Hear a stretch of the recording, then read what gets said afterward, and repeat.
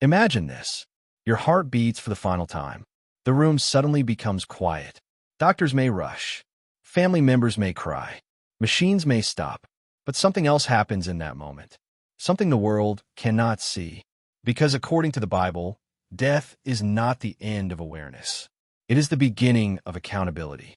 What happens in the first few minutes after death? Do you sleep? Do you immediately see God? Do you become nothing? Or do you enter a reality more vivid than the one you just left? Today we're going to walk carefully through Scripture to understand what the Bible suggests happens immediately after death. And the answer is more sobering and more hopeful than many people imagine. Let's begin with the moment life ends. In the Gospel of Luke, Jesus tells a story about two men, a rich man and a poor man named Lazarus. Both men die, but what happens next is fascinating. The poor man is carried by angels to a place of comfort. The rich man finds himself in torment. Notice something important. Both men are conscious. They are aware. They remember their lives. They understand their situation. Death does not erase identity. It reveals reality. Many people assume that after death, humans simply disappear into unconscious sleep. But the Bible repeatedly suggests something different. When Jesus was crucified, one of the criminals beside him made a simple request. "Remember me when you come into your kingdom." Jesus responded with a remarkable statement. "Today you will be with me in paradise." Not centuries later, not after history ends. Today, this suggests that immediately after death, a person enters a new state of existence. Not annihilation, transition. Scripture describes two very different outcomes. One is comfort. The other is separation. In the story of Lazarus, the poor man rests in peace. The rich man experiences regret and suffering. But the most painful part is not physical torment. It is realization. Realization that the opportunity to change is gone. Realization that eternity has begun.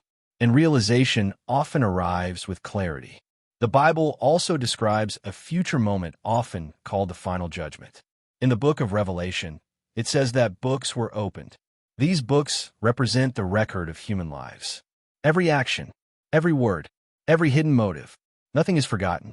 Imagine your entire life viewed with perfect clarity, not through excuses, not through reputation, but through truth. That moment is not chaos. It is evaluation. But the most important book mentioned in Revelation is not the record of actions. It is the book of life. Scripture says that those whose names are written in this book belong to Christ. This changes the entire meaning of Judgment Day, because the final verdict is not determined by how impressive someone's life looked. It is determined by relationship, trust, faith, grace. This is the heart of the gospel. Human beings cannot earn perfection, but they can receive mercy.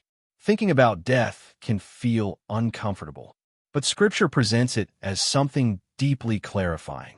When people realize life is temporary, priorities begin to shift. Pride feels smaller. Forgiveness becomes more urgent. Faith becomes more important. And eternity becomes more than a distant idea. It becomes a destination. The most important question is not when Judgment Day will happen. The real question is what happens if it happens to you today. Because every human life moves toward the same appointment, and none of us knows the exact moment it arrives. Yet the Bible consistently presents hope. Grace is offered, forgiveness is possible, and reconciliation with God is available now. One day your final breath will come.